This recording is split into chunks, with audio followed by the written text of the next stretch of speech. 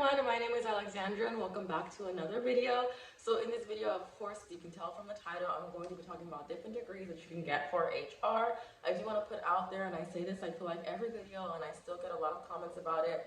My undergrad, my bachelor's was not in HR, it was in agriculture. And my master's is in management with a concentration in human resources.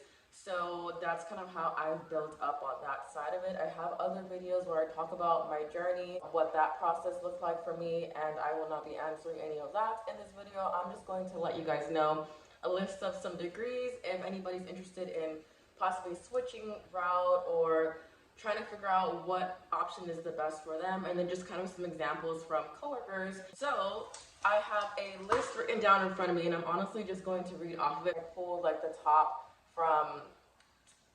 HR schools from across the US. For bachelor's and undergrad, anybody that's looking to pursue HR, there are bachelor's in human resources, just straight up across the board. Then you have human resources management, business management with HR concentration, management degrees with an HR concentration, sociology, psychology, employee relations, that's a good one for anybody that wants to be an HR generalist. Just if you're writing down or taking notes, put an asterisk by that because employee relations is such a good one. I really struggle in that area a little bit. Employee relations is probably like the most sought out, I would say, skill and degree when you're applying for a generalist role. There's employee conflict resolution, also asterisk by that one, kind of falls in line with employee relations. Then you have business administration with an HR concentration, management and leadership with an HR concentration, management and human resources with maybe sociology minor, and then you have people management and human resources and industrial relations, also a really good one. So one example that I really liked when I was working with my previous coworker, he actually had a bachelor's in sociology and then his master's was in employee relations, and I thought those two just went so well hand in hand. He was very well spoken. He was very cool, calm, and collected. He really knew how to talk to people, how to kind of analyze and read others, and how to just make a situation work. And I just felt like for him being an HR generalist, that just fits so well, because typically when you're an HR generalist, you're gonna deal with employee relations. Like, unless you're a specialist or you're doing something specific or you're a VP or you're a manager, typically like the generalist, or if you're a rep or not even a rep, but even if you become the employee relations specialist, it's just something that's always going to be at the forefront of a day-to-day. There's investigations that go on to that, there's paperwork, there's maybe some technical writing courses that you're going to want to take because you're going to have to notate a lot of things and keep things in order for kind of what's going on with situations between employees and management, managers, employees and employees, or just anything like that. So I think my biggest learning curve came from when I worked in construction and I was an HR generalist, because you kind of just get thrown into it. And I think that's why with my current role now, my VP was like, do you feel comfortable with employee relations? And I was like, no, because my way of handling employee relations comes from like the construction side of things, where in construction it's very like, okay, y'all don't want to fix it, this is a solution whether you like it or not, and you're signing pretty much a final, and that's it. Because in construction, the main goal is getting the job done. Like, we don't have time to go back and forth. So that mindset is not really something that I can use at this company. I feel like it's still in the realms of construction, but I can't necessarily use that in the same manner. So it's very, very different. So that is not for me right now. That's not something that I want to kind of dabble in. I do enjoy what I'm doing, and I just don't want to jump into that. So I get this question a lot again about HR generalists, but guys, HR generalist is literally like everything. Like, you're helping with payroll, you're helping with new hires, onboarding, terminations, transfers. You are running the HRIS system, you're assisting with just anything and everything. You're doing employee relations. Like, there's a lot thrown on you that's to take on your plate. I feel like for anybody that's serious about getting into upper level HR, I think being an HR generalist is a great place to be, because you're going to get a full scope of every piece within the department, and you're just going to have that understanding. And I think one thing that I always like to say about being an HR generalist, even now with me being an HR specialist, that I've noticed is being your own admin, because you're not always going to have an admin assistant. And I think that the biggest struggle, even sometimes at companies is that when there's an HR team and it's even smaller than most other companies, they want to tell, like, you have maybe coworkers who aren't as helpful because they want to delegate and tell people what to do, but it's like, be your own admin. Like, not everybody can just stop what they're doing to help you out. So I've tried to be very independent in that way, and I think that working, again, construction really helped me to do that. And I also get a question about kind of like, what's a great way to get into being an HR generalist? I'm not going to lie to you guys. I would say apply for a construction company and be there for about 6 months. 6 months. That's all you need. That is all you need. And then start applying to other companies, because I promise you, after working construction, nothing surprises you. Like, the stuff that you hear, the things that go on job sites, the grimy, the dirty, the nasty, the bad, the disrespectful, the insubordination, the everything, you're gonna get that in construction.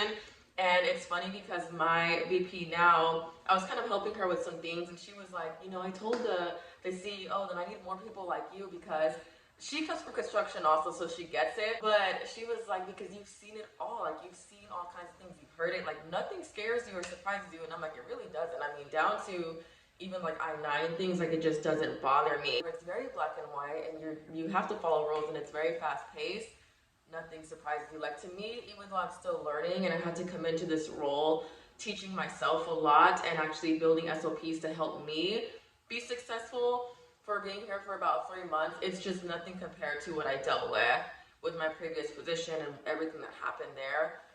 I know that probably by 6 months to closer to my 1 year here, I will be well-rounded out. And just to give you guys a little bit about being an HR generalist, now looking back, it probably was not one of my favorite positions. It's a lot to take on. For me, I think that it was a needed experience. It was probably not my favorite or my most favorite time. I think that when I was an HR generalist, I was always very stressed out, and I was very, very exhausted. You were simply there to work. You were just another body on the job site. But at the same time, working in human resources, I feel like I'm just there to really be there for my fellow coworkers, and it's not really something that I expect to ever get a high five for. Like, I just don't have that mindset. Even here in my new position, I've kind of mentioned that there was just a conversation that was had, and in a meeting, and I was just like, honestly, I'm not the kind of person that needs to be told that I'm doing the greatest every single day. Like, I don't need that. It's nice,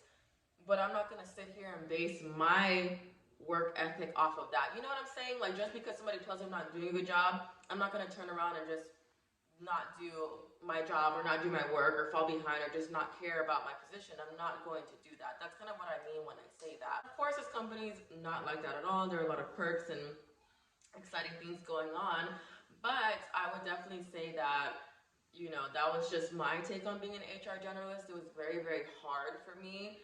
It was very time consuming working in the construction side. I do recommend it just because of everything that you get, but just know, like, those 13-hour shifts, you will be working them. You'll be up there Monday through Friday, 12, 13 hours a day, especially when it's high, like, hey, we need this many bodies by this day because this project needs to be done, like, tomorrow kind of deal. You're going to be there all day long, and the hours are early morning to late at night. Sometimes I was coming to the job trailer very early in the morning when it's still dark outside and leaving when it was still dark outside, and I was very depressed. I was always getting sick. I had strep throat. I had a cold twice. I ended up getting a sinus infection twice, and then I got COVID.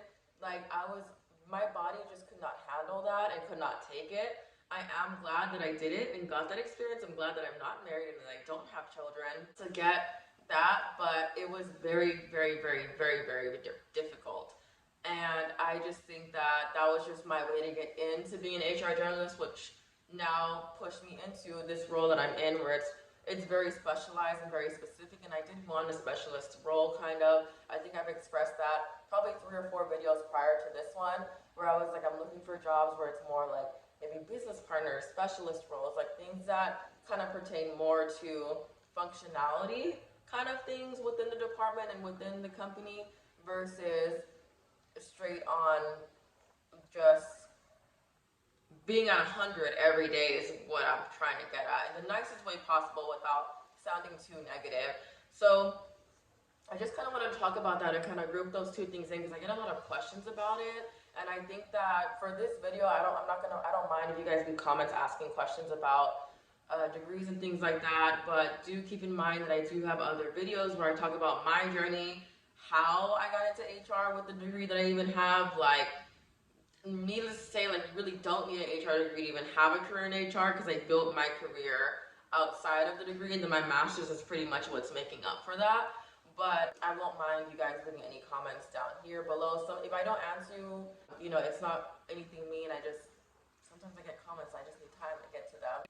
But yeah, that's kind of like my scope, and like that was kind of like my forefronted list of HR degrees that I think if you're pursuing or trying to switch and you're still in college or you're about to go into college, those are the ones that I would look at if you know that HR is what you want to do. Or if you did already receive your bachelor's, maybe see if any of those things listed are a master's program, because even if you get a bachelor's in human resources, the master's, there's probably a master's program for human resources as well, or human resources management. My school has human resources management, and then we have MS in management, and so I do MS in management with the HR concentration, so it's a little bit different. I've explained why I did it that way, so I'm not going to get into it in this video. I've talked about that before. Just an FYI, nothing that I ever do is ever traditional. I never follow. I feel like I just never can get with the program at certain things. All of my stuff is very, very non-traditional. Even the way that, like, going to college, like, I didn't have like the full 4-year dorm, like, staying at one school experience. I bounced around quite a bit. I worked full-time jobs while I was in college. Like, my college experience is very, very different, so it doesn't surprise me that my master's and how I've gotten into HR has been super non-traditional. Like, there's no stepping ladder, and I just think that because HR is such a growing profession, it's very respected in the sense of people, like, I think now is the time that even if you have your bachelor's and you want to get into HR, now is the time to just do that without having the HR degree, and then pursuing getting your certifications on the side and various different things that you can certify for in HR. So that is all that I have for you guys in this video. That's just a little bit of a take of kind of hopefully answering a lot of your questions on HR degrees that are out there that you maybe want to get or pursue. I'll leave it down in the description and probably pin a comment just so that there's 2 places where you guys can see that. So again, thanks so much for watching, subscribing, interacting, and everything else with my channel. And I will see you guys all in the next video.